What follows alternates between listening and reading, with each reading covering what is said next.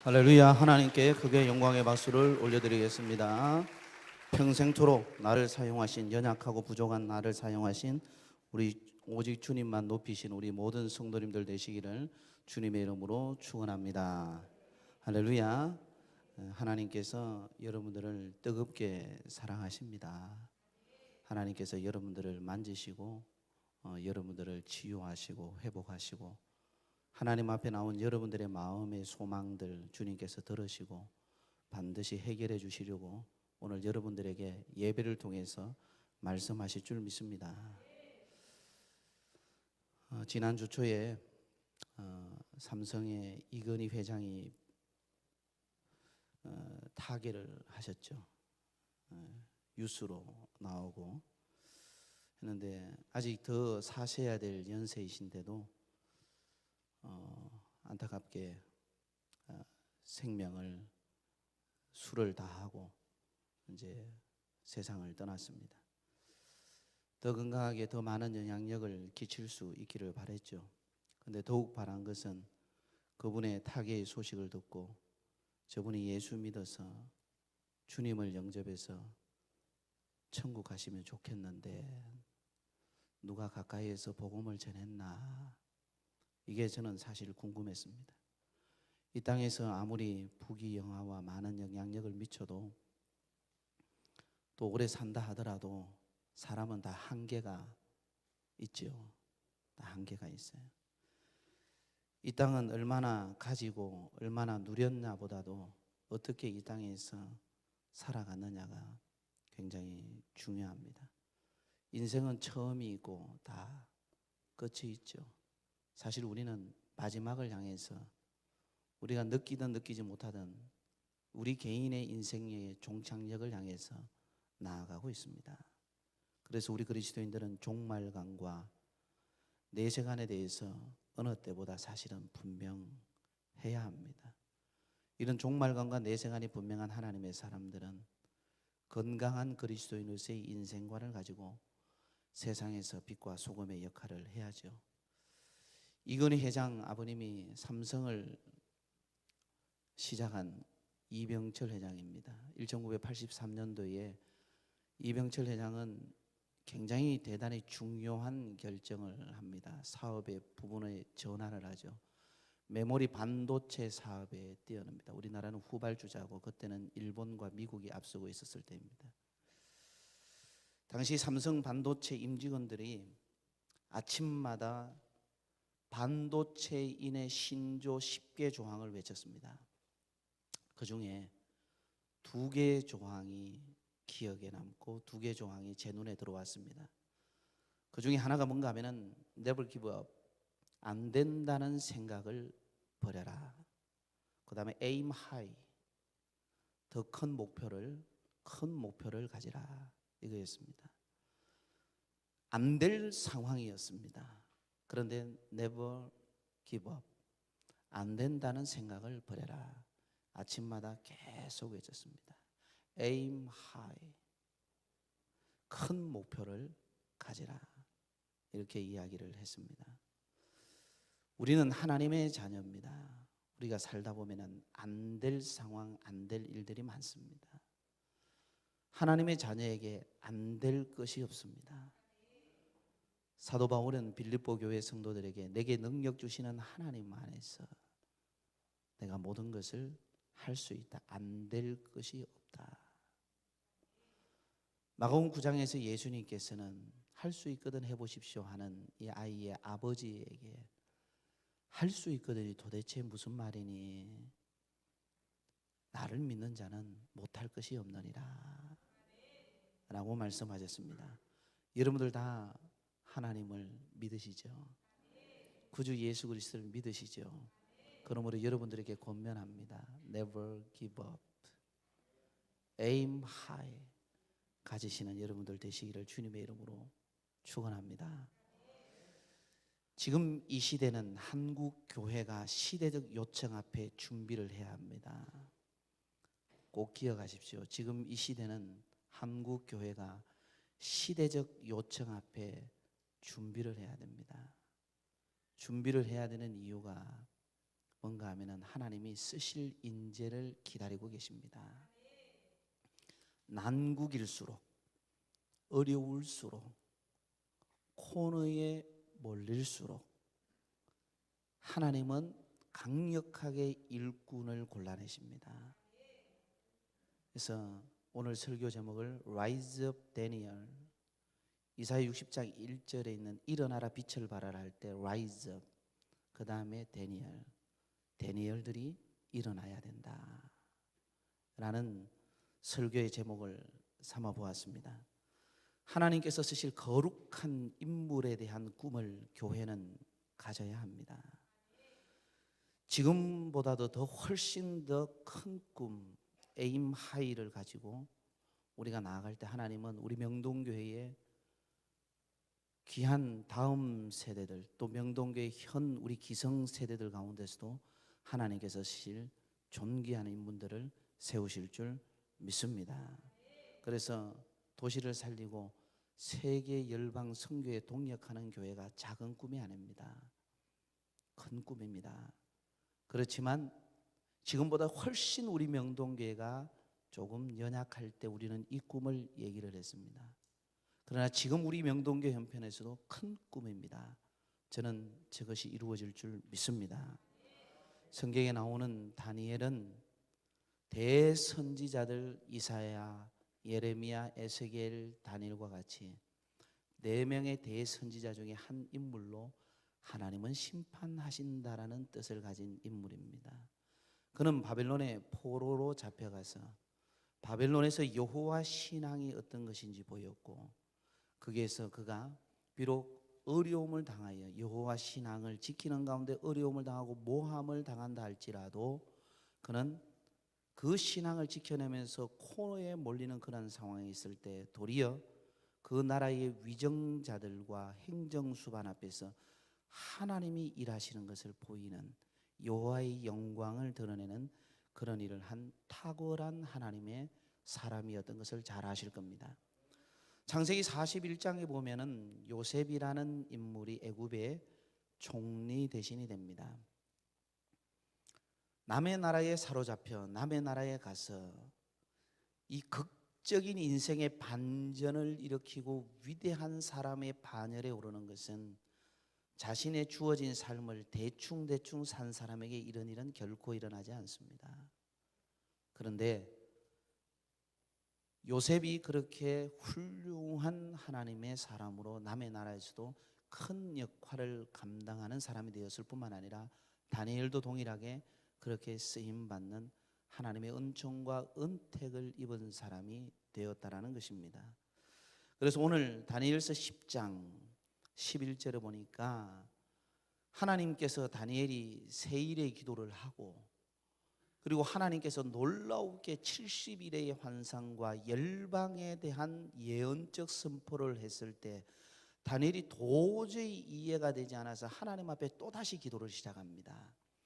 또다시 기도를 시작할 때 하나님께서 그 기도가 시작되는 시점, 네가 기도를 시작할 때 네 말, 기도하는 그 말을 듣고 하나님께서, 학자들은 가브리엘 천사로 이야기를 합니다. 하나님께서 하나님의 천사를 보내어서 다니엘에게 그 70일의 환상과 그 다음에 열국에 대한 하나님의 마지막 때에 그러한 되어질 일들에 대해서 하나님께서 다니엘에게 해석해 주시는 겁니다. 그 해석해 주러 하나님께서 하나님의 천사를 보내면서 다니엘에게 말하기를, 너 하나님의 은총을 받은 사람 다니엘아. 오늘 10장 11절에도 이야기하지만 19절의 서두에서도 다니엘을 향해서 하나님의 은총을 받은 사람이라고 같은 장에서 똑같이 반복적으로 이야기를 하고 있는 것을 보게 됩니다. 오늘 이 시대는 하나님께서 쓰시는, 하나님께서 세우시는 이런 다니엘과 같은 사람들이 일어나야 되는 것입니다. 이 어려운 시기에 한국교회는 무엇을 준비해야 되느냐? 한국교회는 다음 세대 인재를 준비해야 됩니다. 그러면 다니엘처럼 일어날 수 있는 인재, 어떤 사람이어야 되는가? 라는 부분을 오늘 3가지로 함께 살펴보려고 합니다. 다니엘이 이렇게 하나님 앞에 은총을 받고 하나님 앞에 위대한 일들을 한 사람이 되는 이유가 어디에 있는가 하면은 다니엘은 적어도 거룩한 고민을 할 줄 아는 사람이었다라는 것입니다. 요즘 세대는 고민을 하지 않는 것 같아요. 요즘 세대는 다른 말로 별 생각 없이 주어진 대로 자극적으로 살아간다라고 얘기를 합니다. 눈에 보이는 자극적인 것, 나를 끌고 있는 자극적인 이런 것에 가는데, 이런 자극이 생각의 자극이 돼서 고민을 하면 좋은데, 이런 거룩한 고민이 있어야지 사람은 성장을 하고 행동을 수정할 수 있고 자기의 인생에 변화가 일어날 수 있습니다. 그래서 이 거룩한 고민을 하고 거룩한 결단을 합니다. 다니엘이. 여러분들 잘 아시겠지만은 북이스라엘은, 이스라엘 나라가 남유다와 북이스라엘이 솔로몬 이후 통일왕국 시대가 분열 왕국이 되어서, 잘 아시겠지만은 여로보암을 따라서 북이스라엘로 10지파가 가고 르호보암과 함께 유다와 베냐민 지파가 남아서 남유다를 형성하는 것을 압니다. 아수르에서 계속해서 침공을 받던 북이스라엘은 BC 722년에 완전히 멸망을 하게 되는데, 그 당시에 신흥 초강대국이 바빌로니아였는데, 이 바벨론은 BC 605년에 유다 나라를 1차로 침공을 하고 BC 597년에 다시 2차로 침공하고, 그 다음에 세 번째 BC 586년에 침공해서 남유다가 완전히 멸망하게 되고 바벨론 포로 생활을 하게 됩니다.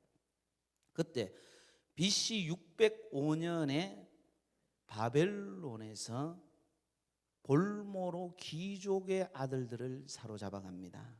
그래서 볼모를 귀족의 아들로 사로잡아 간 이유가 무엇인가 하면은, 사실 바벨론은 초강대국으로 경제적인 부흥과 세계 열랑에서 큰 영향력을 미치고 있었지만은 바벨론 나라에 인재들이 별로 없었습니다.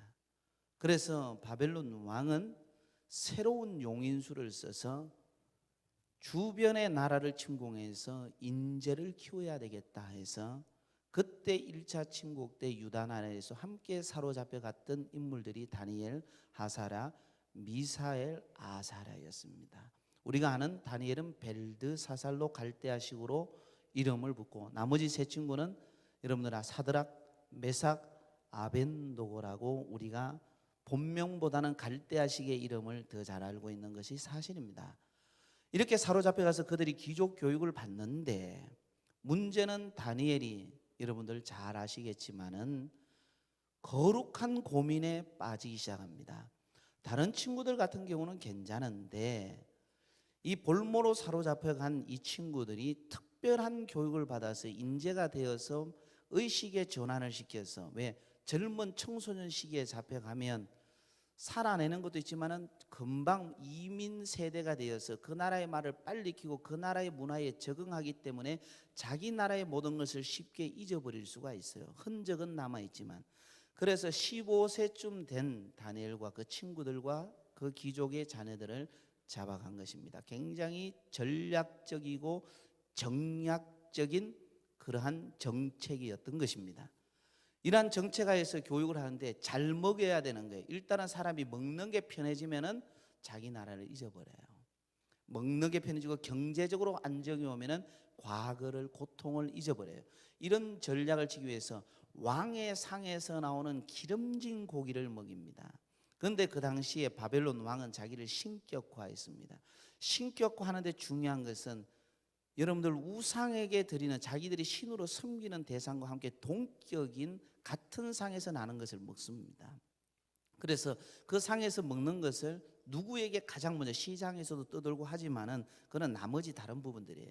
직접적으로 오는 것이 바로 이 볼모로 사로잡혀갔던 이들에게 오는 겁니다. 그도 그럴 것이 환관장이, 바벨론의 환관장, 우리나라로 말하면 지금 대통령 비서실장과 같습니다. 이 사람들이 직접 관리를 하는 거예요. 그러니까 좋은 것을 먹이는 겁니다. 그러니까 다니엘이 더 고민이 되는 거예요. 우상에게 드려진 재물을 내가 먹어야 되나? 이런 고민을 한 거예요. 다른 사람은 거리낌 없이 먹은 사람이 많았어요. 그런데 유독 다니엘은 고민을 한 거예요. 이걸 먹어야 되나 말아야 되나. 그래서 여기에 함께 생각을 같이 한 친구들이 그 세 친구인 거예요. 그래서 이 네 명이 안 먹기로 결심을 한 거예요. 그래서 황관장에게 얘기를 했더니 황관장이 만약에 안 먹어서 얘들이 얼굴이 초췌해지면 자기 자리가 위험한 거예요. 그러니까 그럴 수 없다. 너희들의 뜻은 알겠으나 그럴 수 없다. 그랬더니 다니엘이 딜을 하는 겁니다. 일주일만 한번 먹여보고 우리가 채식을 할 테니까 일주일만 한번 먹고 우리의 얼굴이 이 기름진 것을 먹은 사람보다 얼굴이 못하면 그때 먹겠다. 하나님의 사람은 결정적으로 이런 걸 할 줄 알아요. 왜 했을까요? 하나님을 믿음으로 한 거예요. 그 믿음을 보인 거예요. 그렇게 해서 그건 일주일이면 별 큰 차이 있겠냐, 한번 해보자. 그리고 딱 보면 얼굴 안 좋으면 왕이 검사하는 시간도 아니니까, 보는 시간도 아니니까 해보자라고 이야기를 한 겁니다. 하나님께서 사랑하시는 성도 여러분들, 제가 어릴 때 철학을 좋아했습니다. 철학을 좋아했는데 늘 항상 고민을 많이 하고 생각을 많이 했습니다. 그래서 대학을 들어가서 철학할 때 철학과를 이런 과목을 들으면 너무 재미가 있는 거예요. 너무 재미가 있었습니다. 근데 철학하는 사람이란 전제가 있습니다. 철학하는 사람이라는 것은 반드시 세 가지를 생각하는 사람이다. 철학하는 사람이란 반드시 세 가지를 생각한다는 것은 세 가지를 고민하는 사람이라는 거예요. 이것을 누가 이야기했는가 하면은 혹시 여러분들 조금 아실지 모르겠지만 임마누엘 칸트라는 사람이 있습니다. 철학자 중에 세계적으로 유명한 철학자죠. 임마누엘 칸트 선생께서 순수 이성 비판이라는 책을 쓰면서 그 서문에 바로 이 문장을 넣었습니다. 철학하는 사람이란 반드시 세 가지를 생각하는 사람이다. 세 가지를 고민하는 사람이다. 그 첫 번째가 아이덴티티 정체성입니다. 나는 누구인가? Who am I? 나는 누구인가? 다른 말로 내가 누구냐라는 것을 생각하지 않는 사람은 철학하는 사람이 아니라는 거예요. 자기가 누구라는 걸 알아야 된다는 거예요. 내가 무엇을 하기 위해서 존재하고 있는가, 자기의 존재성에 대한 물음이라는 겁니다. 이 부분에 대한 고민을 하고 생각을 해내야 된다는 겁니다. 그 다음에 두 번째가 무엇인가 하면은 나의 때, 나의 한계를 아는 것입니다. 여러분들, 우리가 가지고 있는 건강도 한계가 있습니다. 시간도 한계가 있습니다. 물질도 한계가 있습니다. 능력도 실력도 한계가 있는 것입니다. 여러분들 철학자, 여러분들 잘 아시겠지만 고대 철학자 중에 한 사람이었고 아리스토텔레스의 스승이라고 이야기하는 소크라테스가 이런 얘기를 했습니다. Know yourself. 너 자신을 알아라. 이 너 자신을 안다라는 것은 내가 누구인가에 대한 답이 아니라 어떤 물음인가 하면은 너의 때, 너의 한계를 알아야 된다는 의미입니다. 하나님께서 사랑하시는 성도 여러분들, 분수를 아는 것이 지혜의 길입니다. 내가 능력의 한계를 알아야지 내 분수를 아는 거예요. 자기 한계를 아는 거예요. 그것을 인정하는 것이 고달픈 것이 아니라 그걸 인정할 때 자유함이 있다라는 것입니다. 할 수 있는 것과 할 수 없는 것과 되는 것과 안 되는 것을 명확하게 알 수 있어야 한다는 겁니다. 그 다음에 이 임마누엘 칸트가 세 가지를 고민해야 되는데 마지막, 저는 이 부분을 17세 정도 될 때 정말 고민을 많이 했습니다. 좀 어려운 말인데 궁극성이라는 겁니다. 궁극성이라는 말은 뭔가 하면은 내 과거가 아니라 내 현재가 아니라 나의 미래에 내가 어떻게 될 것인가. 과거가 아니라 현재가 아니라 나의 미래에 내가 어떻게 될 것인가라는 이 말인데, 이 말은 다른 말로 얘기하면은 제가 17세의 어린 나이 때 그때 한참 개똥철학을 했습니다. 비 맞아가면서 옷 입고 막 고민하면서 나는 왜 사는가, 나는 뭔가 막 이렇게 하면서, 그렇게 하면서 그때 내가 인생을 70 아니면 혹 80을 산다면, 그때까지 내 인생이 딱 끝난다면 그때는 인생이 70 사는 것도 길게 사는 거로 생각을 했어요. 그래서 70을 산다. 만약에 80을 산다면 내가 인생을 그때 살고 후회할 세 가지가 뭘까? 후회할 세 가지가 뭘까? 꼭 해야 될 세 가지가 뭘까? 이 생각을 그때 했어요. 그때 했어요. 항상 고민했습니다. 목회자로서 나는 인생의 마지막을 어떻게 마무리해야 될 것인가? 항상 고민을 했습니다. 그게 궁극성이라는 것입니다. 다니엘은 적어도 이 세 가지 질문에 대한 고민을 한 것 같아요. 그런데 제가 보기에는 다니엘은 여기에서 플러스 원 하나 더 고민을 한 것 같아요. 그게 뭐냐 하면은 내가 참 그리스도인인데, 내가 여호와 신앙을 가진 사람인데 과연 이 문제 앞에서 내가 어떻게 하는 것이 옳을까? 나는 이 문제 앞에, 이 질문 앞에 직면하여서 깊이 고민을 한 사람이라는 거죠. 이렇게 하는 것이 정말로 하나님 앞에서 바를까? 당장에게 나한테 달콤하고 유혹이 되고 나한테 유익이 되지만 이렇게 하는 것이 정말 옳을까? 이렇게 하는 것이 당장에 나한테 편의를 주고 나한테 무엇인가 불편함을 안 주지만은 이렇게 하는 것이 여호와의 신앙 참 그리스도인으로서 바를까? 이게 하나님이 원하시는 것일까? 다니엘은 진지한 고민을 하고 왕의 상에서 내려오는 기름진 음식에 대한 유혹이 있잖아요. 결단을 합니다.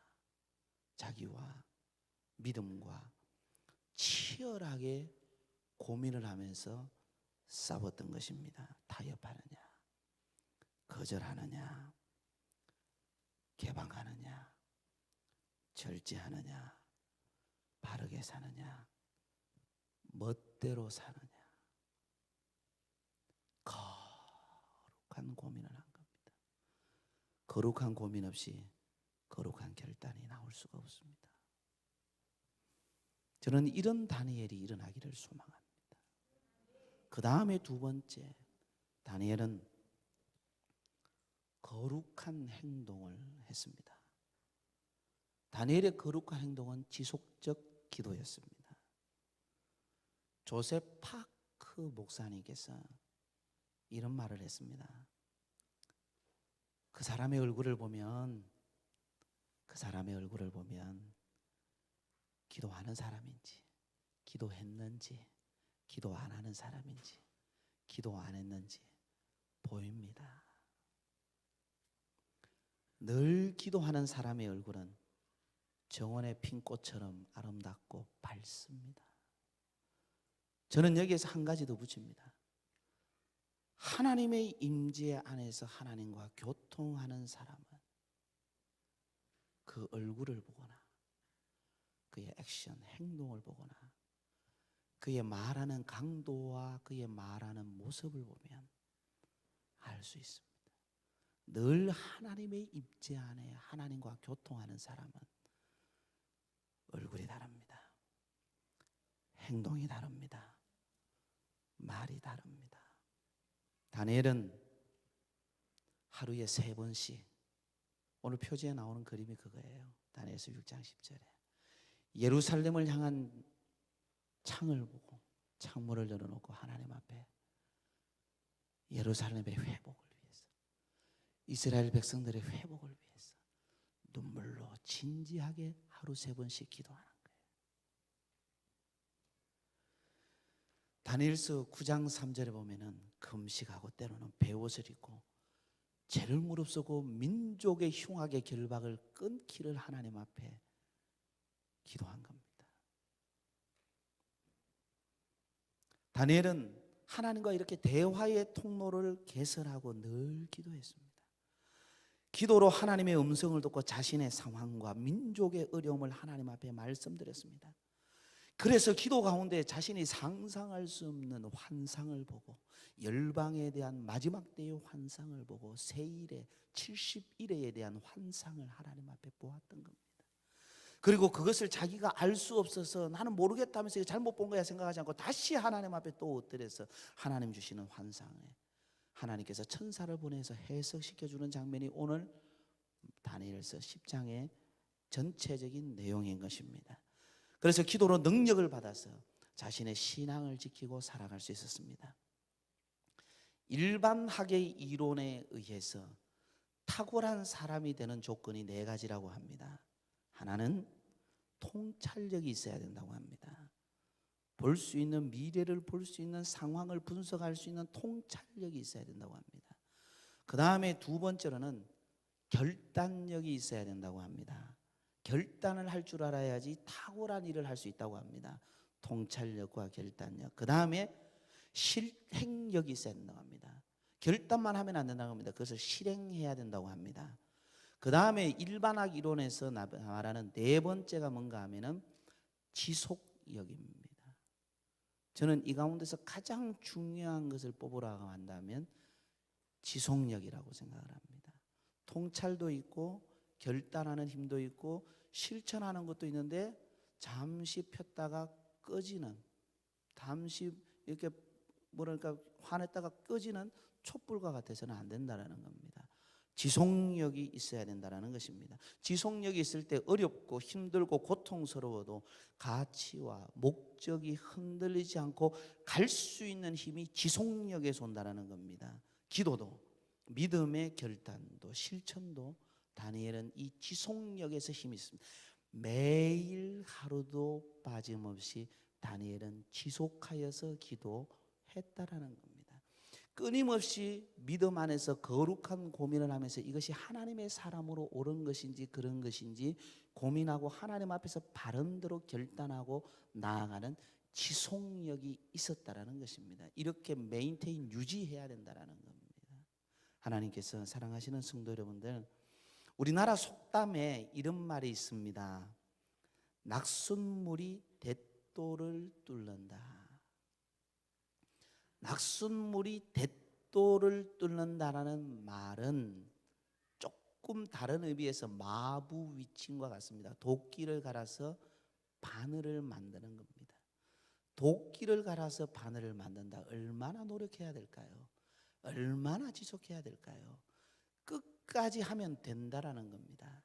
그런데 낙순물이 대도를 뚫는다라는 말을 정확한 사자성어로 이야기한다면 수적천석이라는 말입니다. 수적천석이라는 말은 뭔가 하면 물 한 방울이 한 곳의 바위에 계속 떨어지면 바위도 구멍 뚫는다라는 겁니다. 우리는 어릴 때 이런 걸 많이 봤어요. 물이 흐르는 곳에 온폭배인 바위를 봤어요. 이게 수적천석이라는 것입니다. 전문가는 하루아침에 이루어지는 것이 아니고 우연히 탄생하는 것이 아니고 어떤 한 분야의 지속적인 연습과 훈련이 되어야지 전문가가 되는 것입니다. 지루한 일일 수도 있습니다.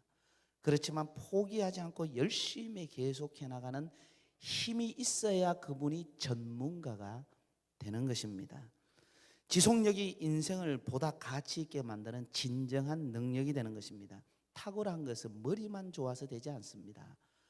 지속력이 있어야지 탁월한 겁니다. 여러분들, 지속력이 없으면 평범한 사람이 비범할 수 없습니다. 끝까지 유지하고 계속해 나가는 이런 힘이 있어야지 평범함을 비범함으로 바꾸는 겁니다. 이게 중요한 겁니다. 다니엘도 평범할 수 있었습니다. 가진 바가 있고 어린 나이에 남의 나라에 가서 얼마든지 평범하고 이름 없이 없을 수도 있습니다. 그런데 그는 하나님 앞에 결단하고 하나님 앞에 옳은 것을 알고 지속적으로 한 것입니다. 하나님 사랑하시는 성도 여러분들, 기도하지 않아도 성공하고 출세할 수 있습니다. 그러나 하나님께 기도를 꾸준히 지속적으로 하지 않는 것은 성공하고 출세할 수 있으나 명이 길지는 않습니다. 하나님 앞에서. 여러분들, 시작법, 글작법 한 번 읽는다고 해서 시인이 되는 게 아닙니다. 문필가가 되지를 않습니다. 이와 마찬가지로 신앙생활도 마찬가지입니다. 설교 한 편 듣는다고 해서 훌륭한 신앙인이 되지 않습니다. 자기 인생의 전환점을 일으킬 수도 있지만은 훌륭한 신앙이 되는 것은 설교 한 편 듣는 것으로 되지 않습니다. 인생의 연수가 더해지고 이제는 손주도 보고 이래 되면 어떻게 되는지 아십니까? 문 열고 나가면 목사님 설교 모르겠어요. 그런 얘기를 하시는 분들이 많아요. 내용 모르겠어요. 근데 설교를 하고 있는 목사도 가끔 보면 내가 뭔 설교했지 하면서 빨리 후다닥 볼 때가 있어요. 저도 깜빡할 때가 있어요. 사람은 다 한 번 듣고 100% 외우는 사람이 어디에 있겠습니까? 제가 쭉 순수 신학 공부만 제가 한 연수를 따지니까 학부에서 교육을 하면서 신학을 같이 했습니다. 4년. 대학원에서 신학을 3년을 했습니다. 그리고 THM에서 석사과정에서 2년을 더 했습니다. 9년을 했습니다. 그래도 조직신학적인 용어를 모르는 게 있습니다. 그래도 성경신학적인 부분들을 제가 또 봐야 됩니다. 그래도 성경각권을 또 봐야 됩니다. 그래서 제가 우리 교회 와서 장로님들하고 성도님들한테 간혹 저는 목회자로서 마지막 배울 수 있는 공부가 풀러에서 디밍 과정을 하는 거라고 했습니다. 저는 그것을 더 배워야 된다고 생각을 해요. 목회자로서 그 외의 과정, 신학 외의 과정에서 성경을 배우고 하는 훈련들을 또 했습니다. 그럼에도 부족함을 느낍니다. 그럼에도 모름을 느낍니다. 그런데 제가 어떤 좋은 정보를 얻어서 완전히 66권을 에스라 성경연구원 말고 어떤 교수님에 의해서 중세 교회사를 연구하신 교수님을 통해서 신학 과정을 아주 논문을 쓰고 하기가 되는 그런 아주 정말 집중해서 고달픈 과정이 있다는 거예요. 그 과정을 듣고 제가 고민을 하는 거예요. 현실적으로 어떤 것이 더 좋은가? 잘 배워서 제대로 알아서 성도들에게 알려주려고. 왜? 저도 부족함을 느끼기 때문에 그렇습니다. 그런데 간혹 성도들 보면은 솔직히 말을 해서 하나님의 말씀 배웁시다, 성경 공부합시다 그러면 안 와요. 여러분들 설교 한 편 듣고 얼마나 아는데요? 성경 공부 배워서 여러분들 얼마나 아시는데요? 저도 모르는 게 태반입니다. 그런데 왜 안 배워요? 왜 몰라요? 왜 안 하셔요? 안 하실 정도로 여러분들이 신학적으로나 신앙적으로 말씀에서 누구보다도 굳건하게 서 있으십니까? 아니잖아요. 배우셔야 됩니다. 배우셔야 됩니다. 그래야 좋은 신앙인이 됩니다. 주일날 설교 한 편 듣고 여러분들이 신앙생활을 얼마나 유지할까요? 그 설교 한 편의 설교 내용이 얼마나 여러분들 속에 머릿속에 남아있을까요? 좋은 신앙이 되려면 예배를 사모해야 됩니다. 매일같이 나와야 됩니다. 여러분들 기도 한 번 했다고 훌륭한 영성가가 될까요? 안 됩니다. 영적 세계에 들어갈까요? 안 됩니다. 기도의 단계 얘기하지만은 기도에서 하나님이 나한테 주시는 걸 보니까 연구해보니까 이런 단계가 일반적으로 있구나라는 것을 알아서 여러분들한테 조금 쉽게 설명해 주지, 이렇게 쉽게 설명해 줄 수 있는 이런 단계까지 가는 데 있어서 얼마나 하나님 앞에 뼈가 저리도록 아프도록 창자가 끊어지도록 그렇게 기도해야 된다고 표현할 수 있을까요? 안 해본 사람은 몰라요. 얘기해 줄 수가 없어요. 지속성이 중요해요. 어떤 분들은 40일 몇 번 하고, 어떤 분들은 몇 번 하고, 조용히 기도하고, 기도하시다가 피곤하고 자고 하는 것은 문제가 안 돼요. 정말로 하나님 앞에 열정적으로 부르짖어 눈물로 기도해 봤냐라는 거예요. 어느 정도까지? 하나님께서 이 단계 열어주시는 데가 있다니까요. 기도 한 번 해서 그 단계로 안 가요. 성경 조금 배워서 여러분들 신학적 깊이 안 가요. 그런데 여러분들이 어떻게 설교를 판단하고 어떻게 하나님의 말씀을 판단하고, 그러니까 이 단어 쑥쑥쑥쑥 빨려 들어가는 거예요. 하나님께서 사랑하는 성도 여러분들, 바울이요 디모데에게 이런 권면을 했습니다. 디모데전서 4장 8절이에요. 찾아봐야 되겠어요. 디모데전서 4장 8절. 디모데전서 4장 8절입니다. 우리 다 같이 함께 읽겠습니다. 다 같이 읽습니다. 시작. 육체의 연단은 약간의 유익이 있으나 경건은 범사에 유익하니 금생과 내생에 약속이 있느니라. 아멘. 저는 개역 개정으로 바꾼 이 부분이 저는 좀 마음에 안 들어요.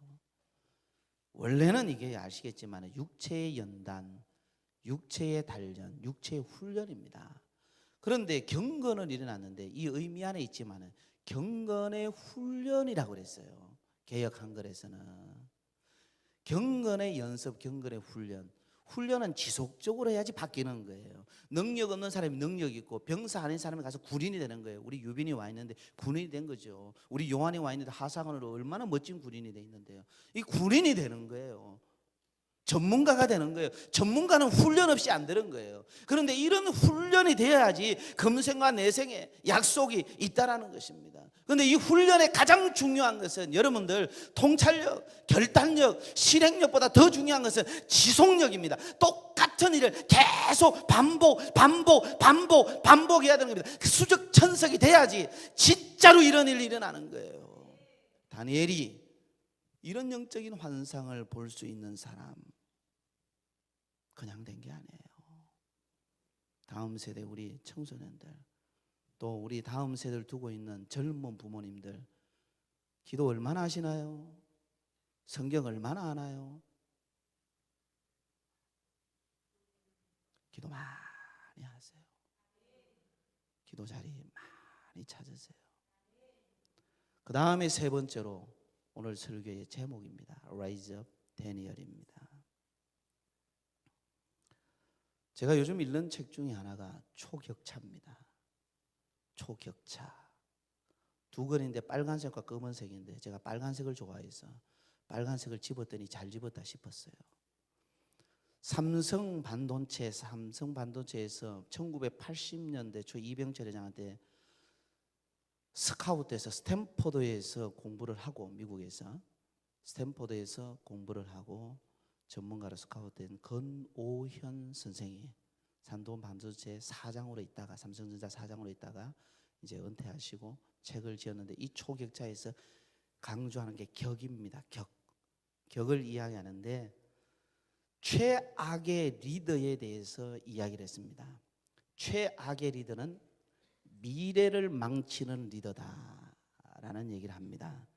그러면서 그가 이런 글을 쓴 내용이 있어서 여러분들한테 소개합니다.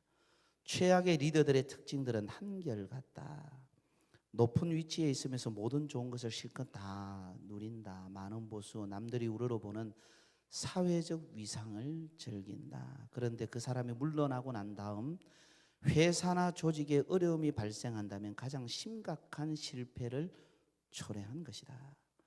미래의 새로운 가치가 창출되는 것을 막아버렸다면 그는 최악의 리더가 된 것이다.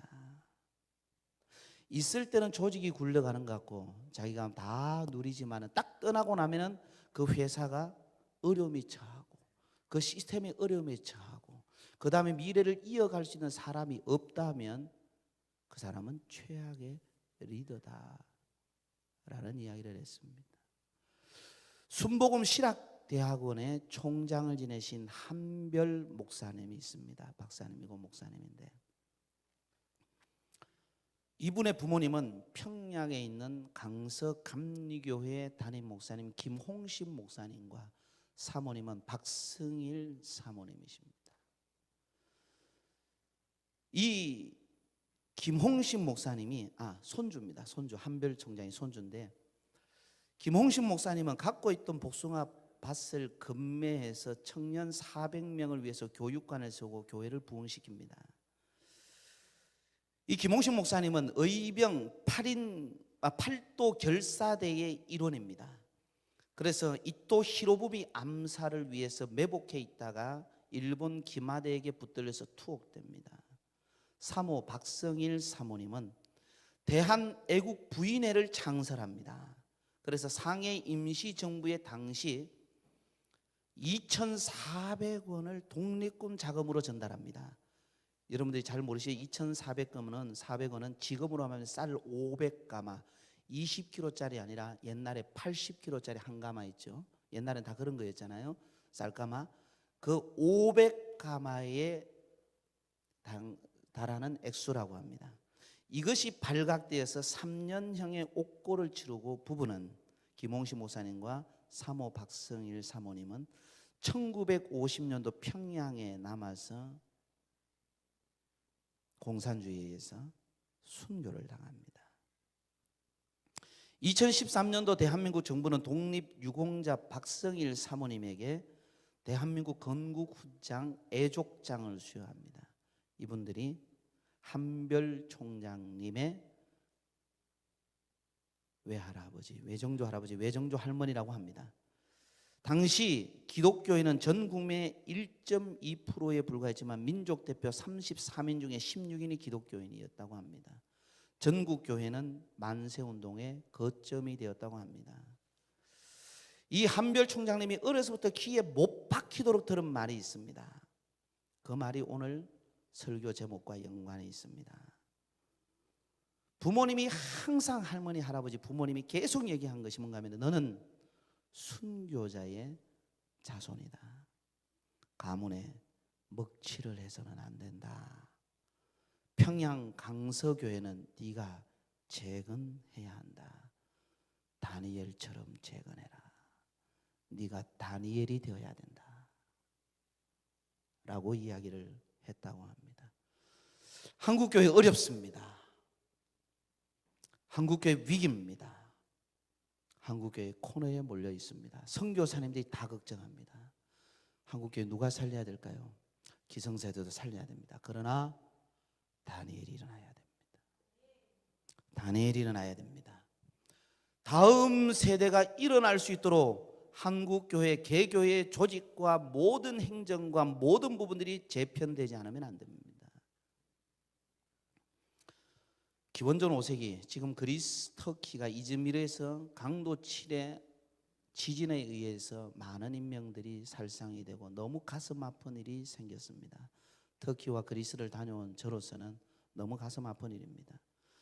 네, 그리스 아테네에 위대한 지도자가 있었습니다. 이분의 황금기라고 그랬습니다. 누군가 하면은 페리클레스의 황금기라고 합니다. 이 페리클레스의 황금기 이후에 후계자를 다음 세대 미래를 세워놓지 않으니까 어떻게 된가요? 스파르타에서 멸망을 했습니다.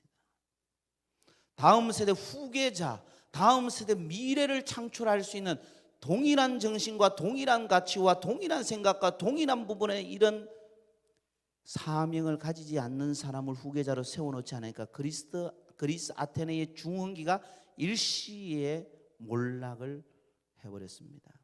로마 제국 창설은 아우구스토 황제가 창설했습니다.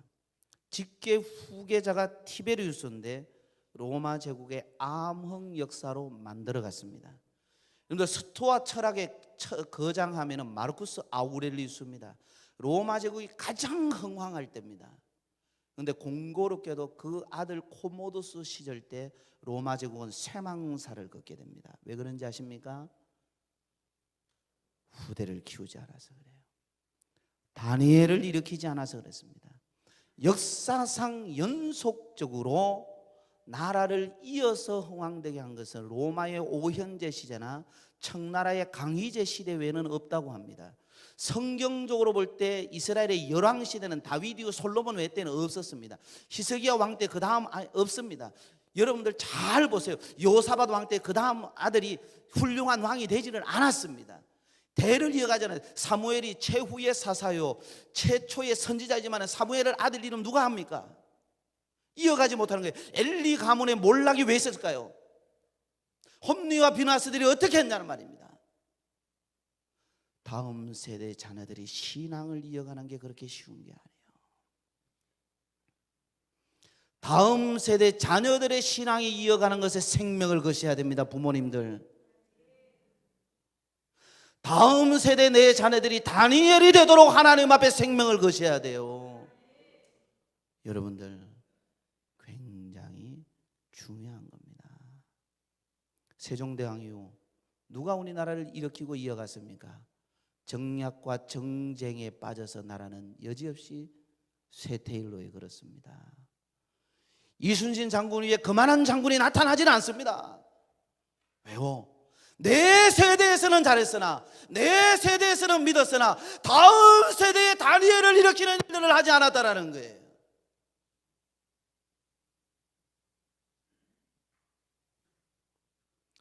저는 성경을 볼 때 모세가 잘한 것은 여호수아를 세운 거라고 생각합니다. 바울이 잘한 것은 디모데를 세운 거라고 생각합니다. 예수님이 다음 세대 다니엘과 같은 인재를 양성하는데 3년 동안 공생의 모든 역량을 집중했습니다. 그럼 우리 명동교의 모든 역량을 어디에 집중해야 될까요? 교회 담임 목사가 청년부 안 해도 돼요. 힘듭니다. 체력적으로. 건강도 그렇게 용이하지 않은 거 여러분들 잘 알잖아요. 그런데 왜 할까요? 명동교의 원로 체제를 우리가 이렇게 바꾸자라고 한 이유, 다른 게 아닙니다. 제 다음에 목사님이 와서 우리 명동교의 다음 세대와 어떻게 사역을 할까? 제가 청년들, 임원들 계속하면서 너희들은 나와 함께 사역하지만 너희들 다음에, 내 다음에 목사님이 너희들이 이런 역할을 해야 된다는 것을 계속 이야기하고 있습니다. 저를 위해서 하는 게 아니에요.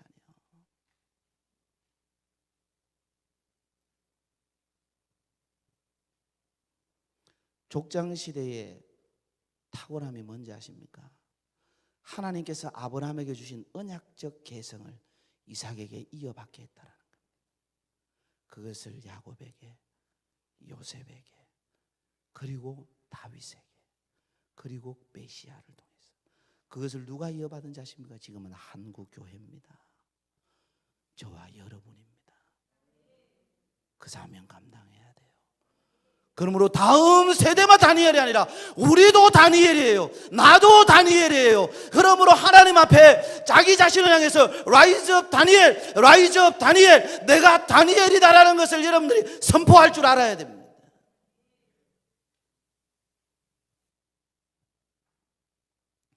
영상을 하나 보고 설교를 마무리하려고 합니다. 영상을 하나 보겠습니다. 1950년 6월 25일 대한민국은 평생 잊지 못할 아픈 전쟁을 겪어야 했습니다. 국토 절반 이상의 초토화, 어디서나 보이는 전쟁의 흔적들, 우리 국토는 그렇게 폐허가 되어 망가졌습니다. 게다가 전쟁이 끝난 후 변변한 난방시설이 없던 가난함 때문에 나무들이 무분별하게 베어지고 잘려나갔습니다. 대한민국 전체 산림의 50% 이상이 잘려나가고 국토의 사막화가 급격히 진행되기 시작했습니다. 수분이 모두 증발해버려 새로운 나무가 자랄 수 없어 토양은 더욱 피폐해져 갔습니다. 당시 유엔이 한국에 내린 평가는 가혹했습니다. 한국의 황폐화는 회생할 수도 재생할 수도 없는 상황이 됐다. 그때 한 남자가 황폐한 산림을 바라보며 뜨거운 눈물을 훔칩니다. 그리고 눈물만큼이나 뜨거운 결심을 합니다. 자신의 삶을 이 산을 위해서 바치리라 말이죠. 대한민국의 산림 복원을 위해 자신의 삶을 바치기로 결심합니다.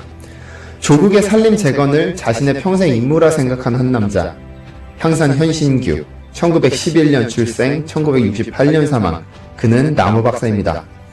우리가 가장 흔하게 볼 수 있는 니기테다 소나무, 니기다라고 불리는 소나무를 직접 개발해 전 국토에 보급한 분입니다. 수목에게 가장 치명적인 해충과 추위에 강해 어디서나 건강하게 잘 자랐습니다. 그리고 박사님의 이름을 딴 나무도 개발합니다. 현사시나무. 경사지에서 무척 잘 자라는 것으로 알려져 있습니다. 황폐화된 우리 국토에 적합한 수종을 개발해 대한민국 산림 복원에 그의 일생을 바쳤습니다. 정부와 국민들도 산림을 살리는 노력을 더했고 결국 우리나라 민둥산이 전부 녹색으로 변할 수 있었습니다. 2차 대전 후 세계 어느 나라도 황폐화된 산림을 완벽히 복원한 사례는 없습니다. 유일하게 대한민국만이 산림을 복원해 녹색으로 만들어 당당히 성공했죠. 1962년 미국에서 한국 경제원조를 안건으로 상정했지만 반대가 대부분이었습니다. 한국은 치안도 불안하고 발전이 불가능하니 원조할 가치가 없다는 것이 반대의 이유였습니다. 이때 상원 의원인 윌리 의원이 보고서를 제출합니다. 한국의 한 박사가 새로운 소나무를 개발해 보급했고 이 나무는 성장이 빠르고 튼튼해 훌륭한 목재가 된다. 이 소나무가 미국에 들어와 미국 산림을 살리고 있으며 일리노이와 미시건주의 탄광 주변이 녹지로 변했다. 한국에 대한 원조는 결코 불필요한 원조가 아니다. 현신규 박사님의 산림복원 노력이 한국의 경제 원조를 이끌어냈습니다. 미국의 원조를 통해 한국은 급격한 경제 발전을 이뤄냈고 그의 노력이 없었다면 푸르른 녹색 산림도 한강의 기적이라 불리는 급격한 경제 발전도 절대 가능하지 않았을 것입니다. 그의 묘비에는 이런 글이 쓰여 있습니다. 나무 심는 것이 애국하는 일이요 가꾸고 보호하는 것이 곧 애국이다. 나무를 심다 살이 찢어지고 피가 쏟아져도 나라와 결애를 위해 희생하는 일. 세상이 알아주지 않고 박봉에 굶주려도 나라와 결의의 먼 앞날을 위해 봉사하는 일이다. 이러한 정신으로 국민 전체가 무장되었을 때 그 나라와 그 결의는 쇠퇴와 몰락이 있을 수 없다. 현 박사님의 노력과 국민이 힘겹게 이루어낸 녹색살림, 우리가 조금 더 보호하고 아껴야 하지 않을까요? 요즘 세대는 극단적 개인주의로 빠집니다. 나만 좋으면 되고, 나만 잘 살면 되고, 나한테 불편함을 끼치지 않으면 국가는 어떻게 돌아가도 관계가 없고 세상은 어떻게 돌아가도 관계가 없습니다. 이런 개인주의가 우리 집만 괜찮으면 괜찮고, 우리 집만 건드리지 말고 내부만, 내 자식만 건드리지 않으면 누구도 괜찮습니다. 그러나 건드리면 국가도 적이 돼버립니다. 내가 좋아하고 지지했던 사람도 그때부터는 적이 됩니다. 지식인들층이 벌써 그렇게 하고 있으니까요. 전부 다 이기주의입니다. 개인주의입니다. 극단적 개인주의로 넘어갑니다. 하나님께서 사랑하시는 성도 여러분들, 하나님은 뭘 얘기할까요? 하나님은 무엇을 원할까요? 여러분들의 개인도 소중합니다. 이거는 진실한 내용입니다. 여러분들의 가정도 소중합니다. 여러분들의 삶 소중합니다. 여러분들의 삶을 통해서 하나님이 무엇을 원하실까요? 여러분들 개인들도 다 다니엘입니다. 그러나 정말로 한국교회의 미래가 누굽니까? 젊은 세대입니다.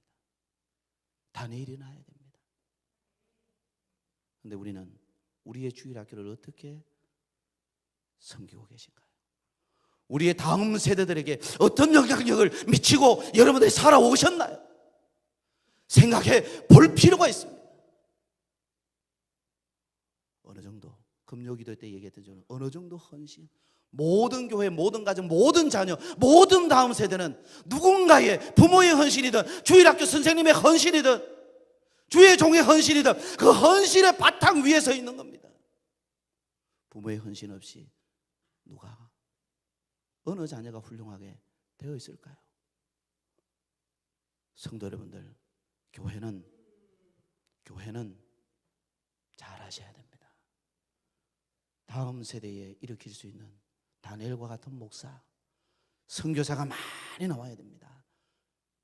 그래야지 한국 교회의 이 목회자와 선교사를 통하여서 한국 교회가 부흥될 뿐만 아니라 그 정도에 그치는 게 아니에요. 일반적으로 정치, 교육, 사회, 문화, 철학, 이런 모든 직장인들 다 가운데서 하나님께서 쓰시는 훌륭한 사람들이 나옵니다. 목사와 선교사가 나오지 않는 교회에서 그런 훌륭한 사람들 많이 안 나와요.